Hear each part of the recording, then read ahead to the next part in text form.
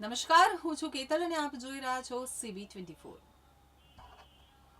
આજે 5મી જૂન એટલે કે વિશ્વ પર્યાવરણ દિવસ। પાણીની આ અછતને પહોંચી વળવા, ગ્રાઉન્ડ વોટર લેવલ વધારવા તેમજ વરસાદી પાણીના વૈજ્ઞાનિક સંચાલનને પ્રોત્સાહન આપવા માટે અમદાવાદ મ્યુનિસિપલ કોર્પોરેશન દ્વારા કેચ ધ રેઇન અભિયાન વેગવંતુ બનાવવામાં આવ્યું છે।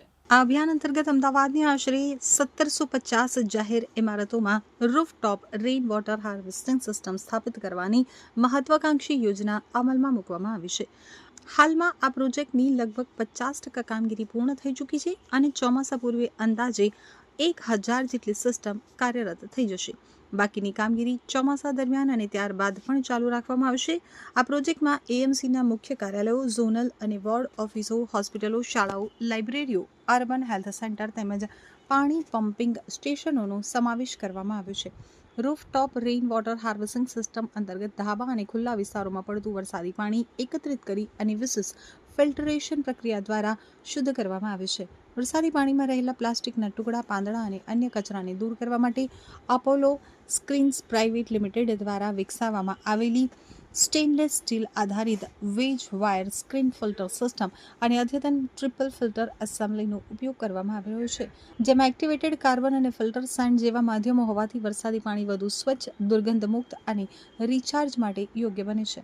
ગુજરાત અને દેશના સ્તરે આ પ્રકારની ટેકનોલોજીનો પ્રયોગ એક અનોખી અને નવતર પહેલ છે। ગત વર્ષે ચોમાસાની શરૂઆતમાં આશરે 30 દિવસ દરમિયાન માત્ર 300 રેઇન વોટર હાર્વેસ્ટિંગ સિસ્ટમ દ્વારા અંદાજિત 29 મિલિયન લીટર પાણીનું સંરક્ષણ નોંધાયું હતું।